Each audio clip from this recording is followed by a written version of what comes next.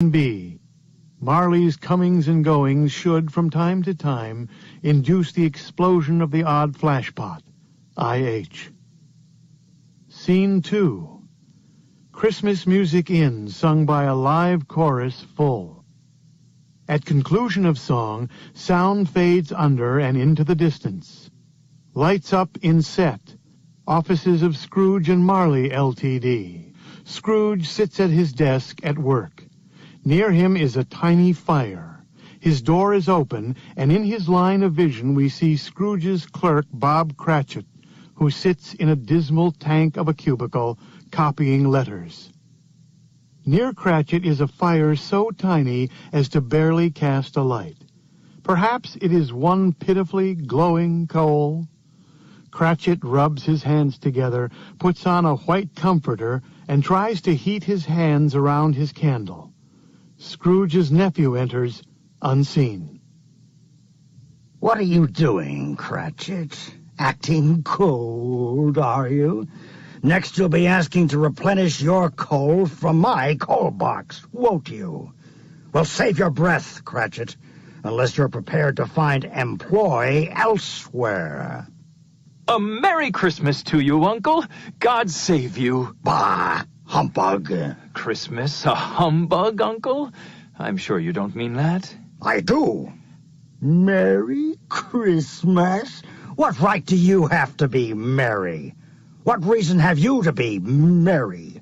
You're poor enough. Oh, come then. What right have you to be dismal? What reason have you to be morose? You're rich enough. Bah! Humbug. Don't be cross, Uncle. What else can I be, eh?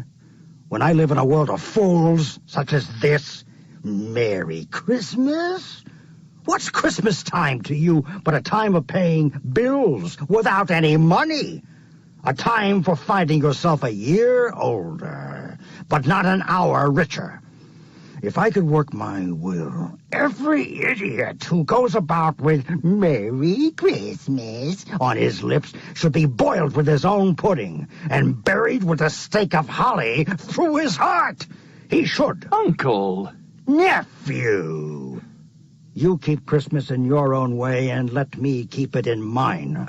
Keep it, but you don't keep it, Uncle. Let me leave it alone, then.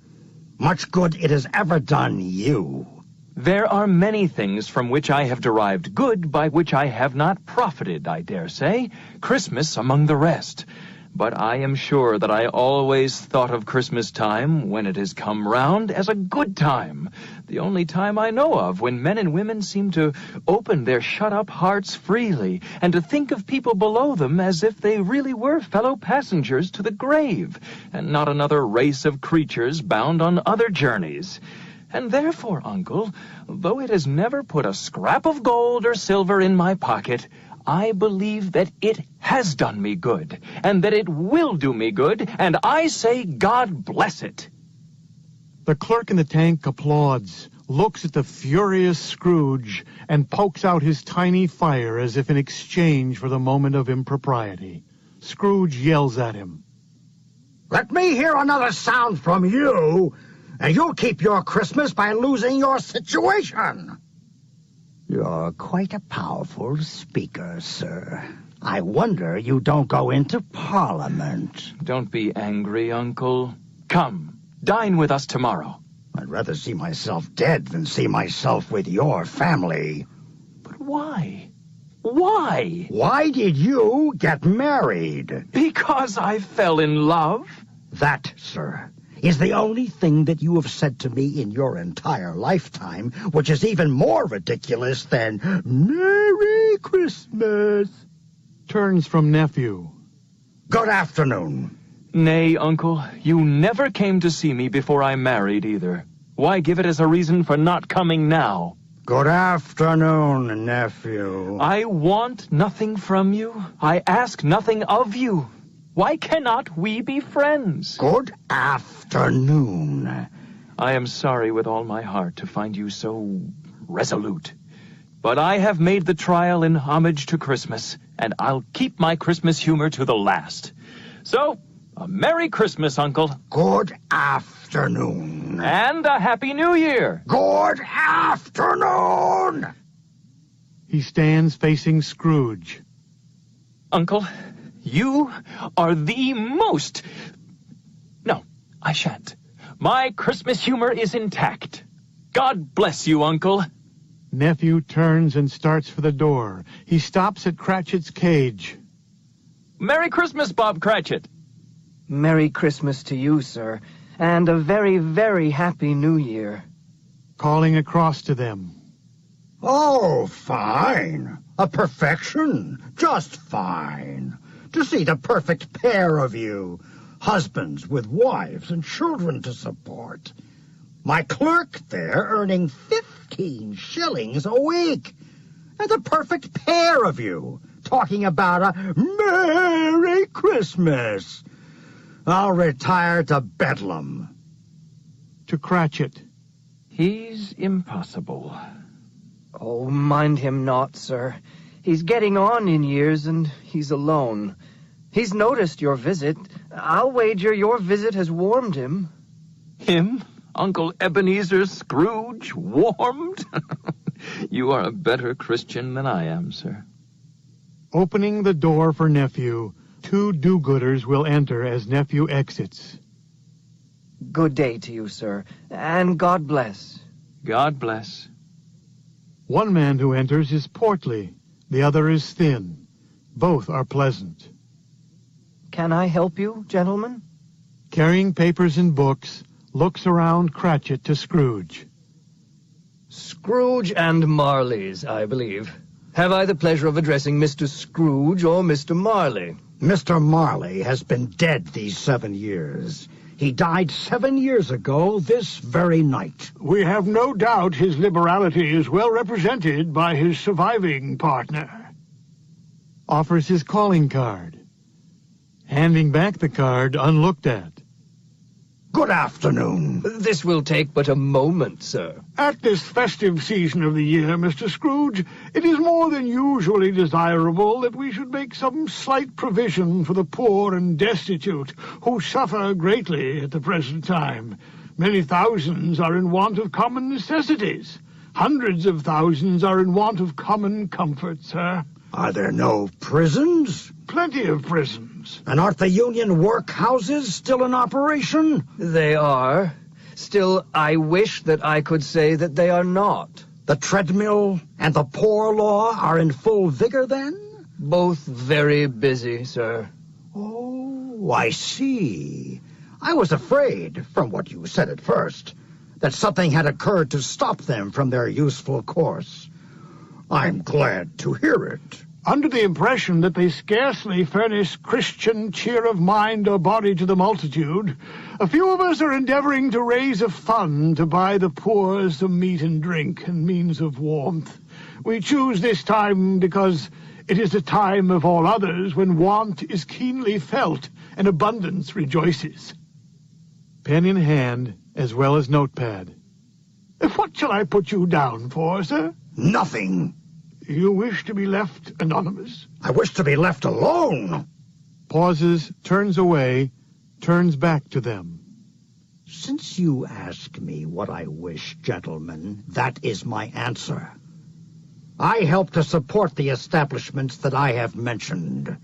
They cost enough, and those who are badly off must go there. Many can't go there, and many would rather die. If they would rather die, they had better do it, and decrease the surplus population. Besides, excuse me, I don't know that. But you might know it. It's not my business. It's enough for a man to understand his own business, and not to interfere with other people's. Mine occupies me constantly. Good afternoon, gentlemen. Scrooge turns his back on the gentleman and returns to his desk. But, sir, Mr. Scrooge, think of the poor. Turns suddenly to them. Pauses. Take your leave of my offices, sirs, while I am still smiling. The thin man looks at the portly man.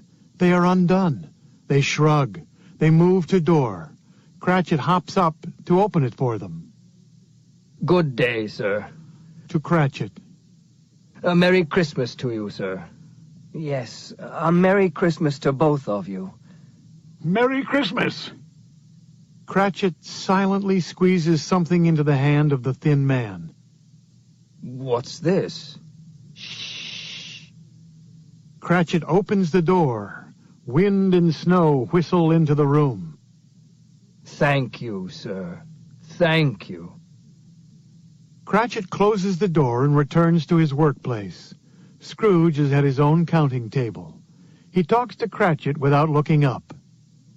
It's less of a time of year for being merry, and more a time of the year for being loony, if you ask me. Well, I don't know, sir. The clock's bell strikes 6 o'clock. Well, there it is, eh? 6. Saved by 6 bells, are you? I must be going home. He snuffs out his candle and puts on his hat. I hope you have a very, very lovely day tomorrow, sir. Oh, you'll be wanting the whole day tomorrow, I suppose? If quite convenient, sir. It's not convenient, and it's not fair. If I was to stop half a crown for it, you'd think yourself ill-used, I'll be bound. Cratchit smiles faintly. I don't know, sir. And yet, you don't think me ill-used when I pay a day's wages for no work? It's only but once a year. A poor excuse for picking a man's pocket every 25th of December. But I suppose you must have the whole day. Be here all the earlier the next morning. Oh, I will, sir. I will, I promise you. And, sir... Don't say it, Cratchit. But let me wish you a... Don't say it, Cratchit. I warn you. Sir... Cratchit! Cratchit opens the door. All right, then, sir. Well, Merry Christmas, Mr. Scrooge. And he runs out the door, shutting same behind him. Scrooge moves to his desk, gathering his coat, hat, etc. A boy appears at his window, singing, Away in a manger. Scrooge seizes his ruler and whacks at the image of the boy outside. The boy leaves. Bah! Humbug! Christmas! Bah! Humbug! He shuts out the light. A note on the crossover following scene 2. Scrooge will walk alone to his rooms from his offices. As he makes a long, slow cross of the stage, the scenery should change. Christmas music will be heard. Various people will cross by Scrooge, often smiling happily. There will be occasional pleasant greetings tossed at him. Scrooge, in contrast to all, will grump and mumble. He will snap at passing boys, as might a horrid old hound. In short, Scrooge's sounds and movements will define him in contrast from all other people who cross the stage. He is the misanthrope, the malcontent, the miser. He is Scrooge. This statement of Scrooge's character, by contrast to all other characters, should seem comical to the audience. During Scrooge's crossover to his rooms, snow should begin to fall. All passers-by will hold their faces to the sky, smiling, allowing snow to shower them lightly. Scrooge, by contrast, will bat at the flakes with his walking stick, as might an insomniac swat at a sleep-stopping middle-of-the-night swarm of mosquitoes. He will comment on the blackness of the night, and finally reach his rooms and his encounter with the magical specter, Marley, his eternal